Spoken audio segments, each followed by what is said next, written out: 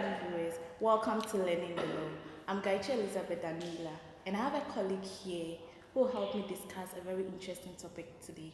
He's in the person of Nana Kukudiakusi, also known as KD. Yeah, so KD for short. Okay. Have you ever wondered why our parents used to warn us when we were kids not to extend our playing ground onto other people's homes? And have you ever wondered why you need permission before entering into someone's house? Well, it doesn't just have a moral implication, it has a legal implication also. So we'll be discussing the legal implication of all these warnings today.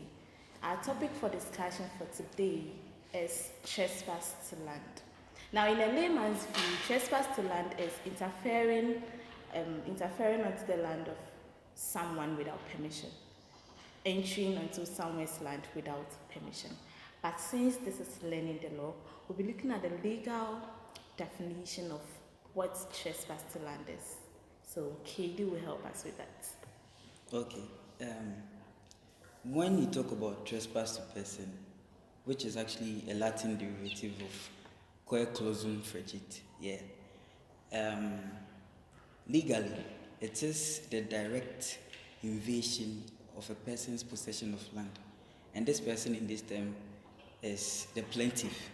Yes, direct invasion of the possession of the plaintiff, which may be a positive act done by the defendant, either by his person or through an object which may as a result cause harm to the plaintiff's land. Okay, is it direct evasion or direct interference? Either of them. Okay, you made mention of possession, and I believe possession here means having control over the land. Yeah. But there are two types of possession. Yeah, you're right. And actually, as you rightly said, there are two types of possession. There's actual possession and constructive possession. With the actual possession, the plaintiff must prove physical control of the property or the land. And with constructive, you prove either through title. An example is title. You having title over the You land. having title over land. That is conclusive enough. You made mention of actual possession. Can you give us some examples of actual possession? Okay, when you say someone is in actual possession of the land, the person is actually physically in control of the land. Okay. Either through being physically on the land, having a home on the land, or if the person builds some sort of a wall around the land, you could say someone is actually in actual possession of the land. Or when you have a key to the house, Yes, you have actual possession. Okay.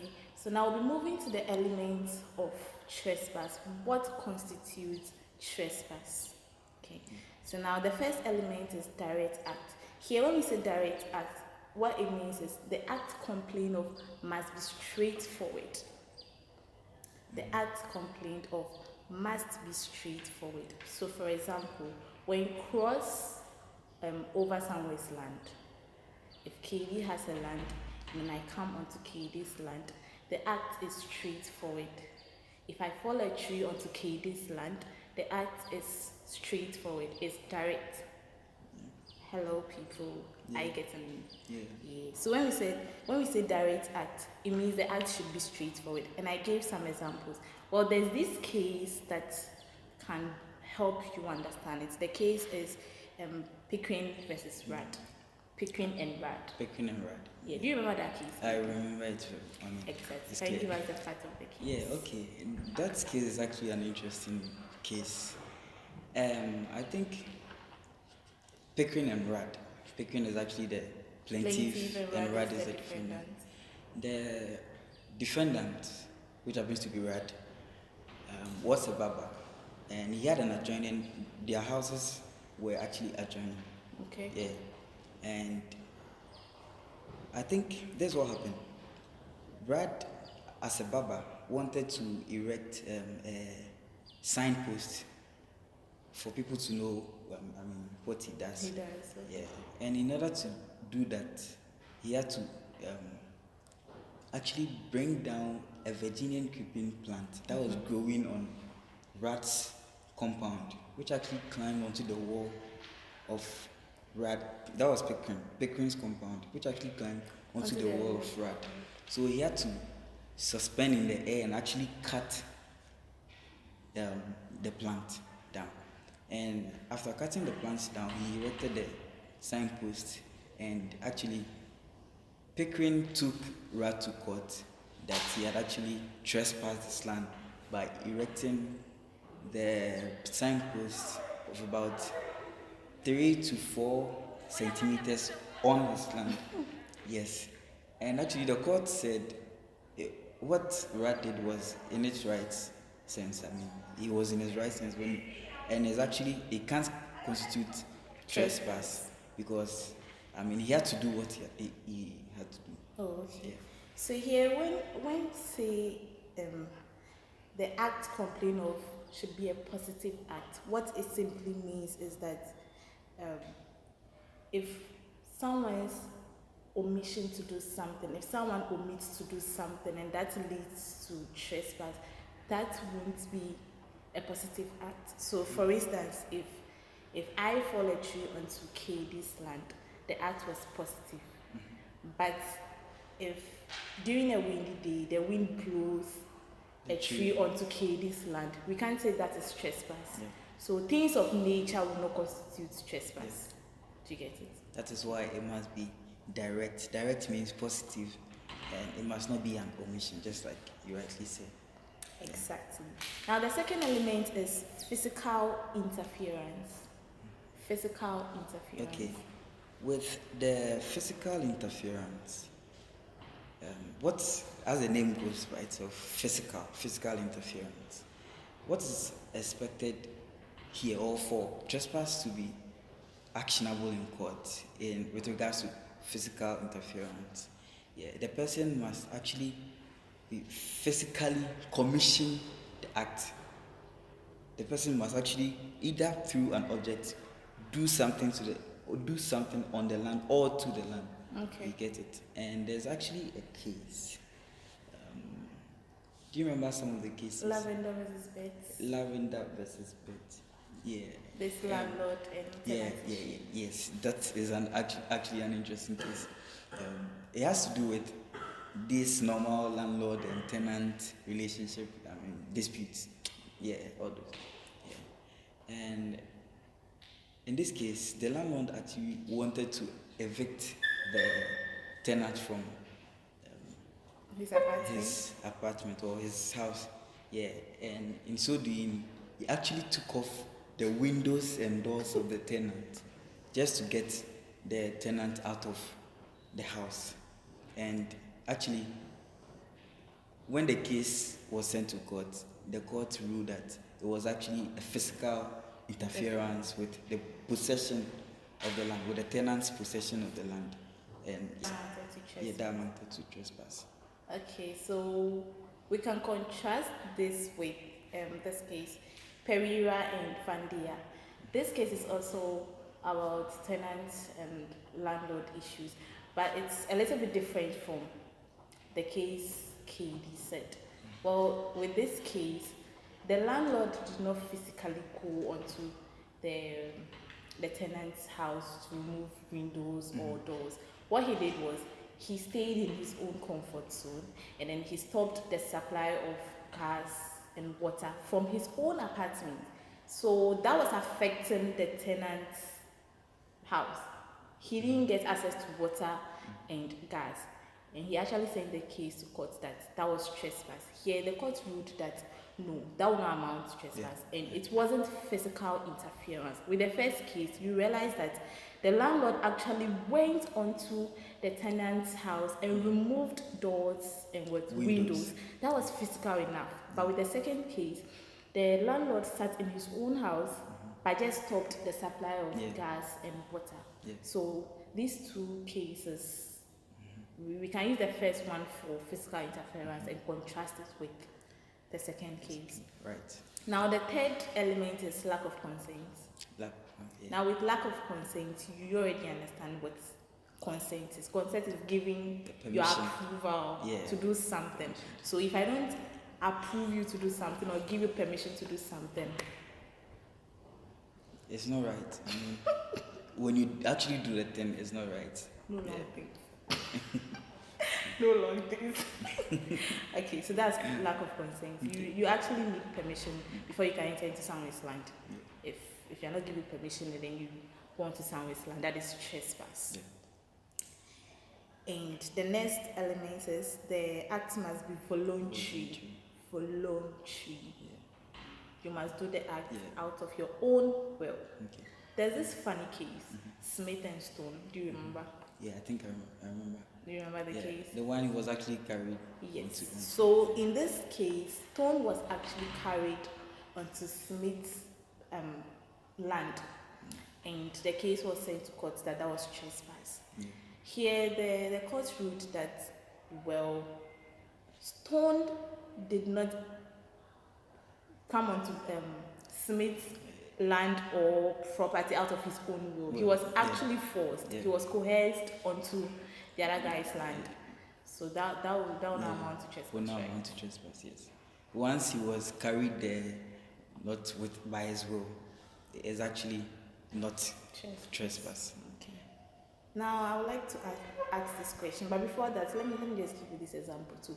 If KD rides my cattle onto, say, C's land, KD will actually be, KD can be sent to court for trespass because he rode my cattle to C's land. But you can't come and say, because the cattle is mine, I'll be held for trespass. Do you get that funny kind? I get it. And I think there's also this scenario or situation which actually constitutes trespass. You may think it's quite absurd. Actually, it's absurd, but that is the law. Yeah. There's this situation where, if let's say, let me give an example. There's actually a case where someone was actually chased, and for fear of his life, he actually had to use he was actually running, and he had to use the person's land to escape. And as you call it, the case was actually, he was actually sent to court for trespass, and the court said that though he was running for the fear of his life, but he actually going there shows a sense of an intention. I mean, voluntarily walking there. There could be anywhere you could have gone through, but you chose to use that land. You get it? Okay, you chose to use that land. If I get a scenario, what I'm trying to say is, Kofi was being chased by say armed robbers, and he moved onto my land. Yes, for fear of his life. Yeah. For safety. He didn't actually go onto your land. He walked through. He walked through my land. Yeah. Oh, okay. And now I'm suing him for trespass. Trespass. Oh, okay. Yes. Sure. And the court said. The court said him walking through the land, running through the land voluntarily, regardless of his fear of his life, is actually trespass. Because he had the intention. He voluntarily did it. So it's assumed that he could use other routes, but he chose to use that particular route. Okay, that's nice. Yeah. Is mistake a defense in trespass? Mistake? No. So why do you say mistake is not a defense? Mistake is actually not a defense. Okay. We law students, in law in particular, you need authorities. Okay. Yes. There's actually a case where, as usual, an adjoining land, you get it. A neighbor was actually mowing, forgetting the case, the title of the case. Basley and Clarkson. That's it, Basley. Yeah. The neighbor was mowing his land. I think his grass. His grass, yeah. It was actually the front yard. Yeah. So he was mowing the grass and mistakenly mowed his neighbor's own. Okay. You get it. And that should be the neighbor's advantage. Of course. In Ghana, as Ghanaians, you might think maybe it's to the advantage, but these Westerners, they like arguments. Disputes and here and there.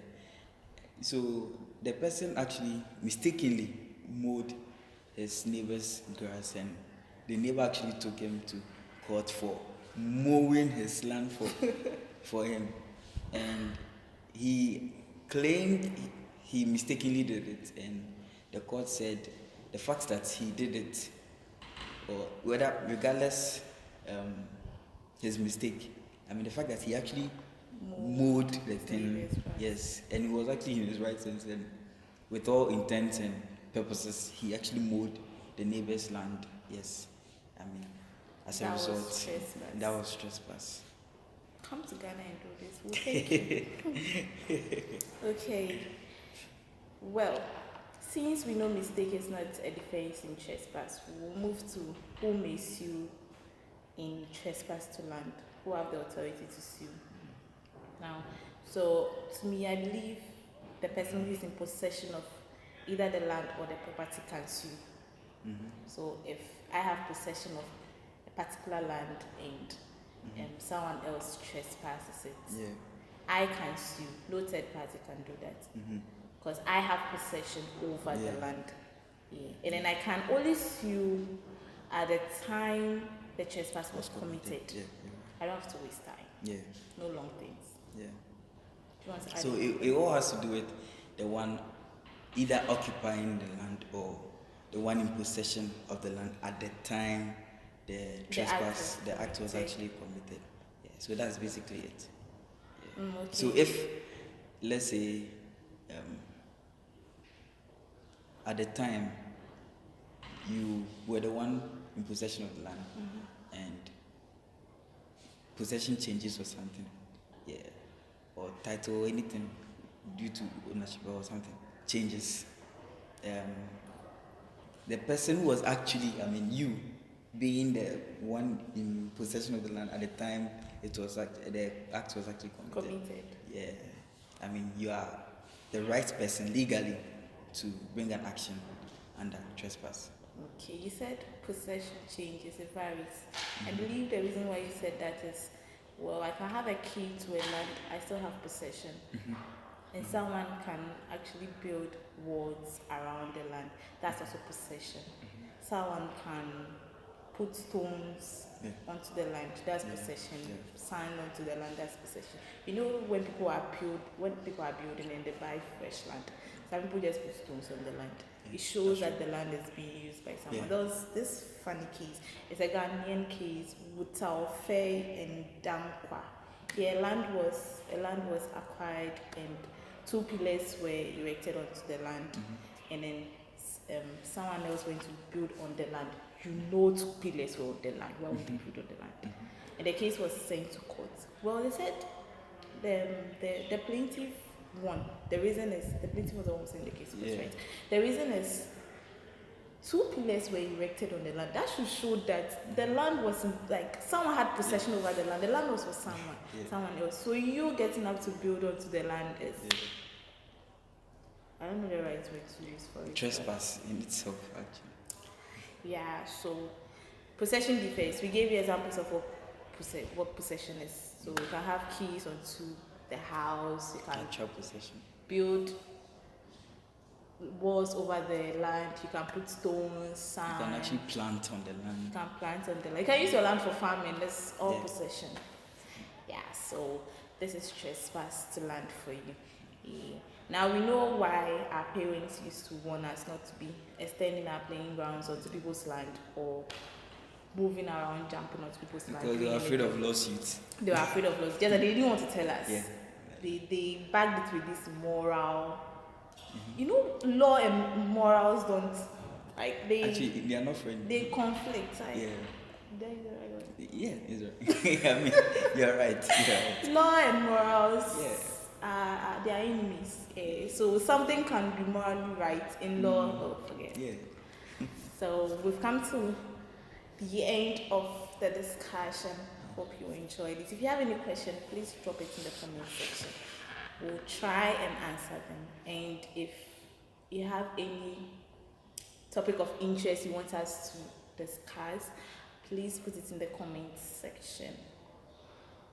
We are trying our best to be uploading videos often. Though we do that, we know we've been wasting time and all, but we are trying our best, right? We are trying our best. So if anything, just hit us in the comments section. And if you are new here, please subscribe to the channel, to our channel, and hit the like button if you enjoyed this video.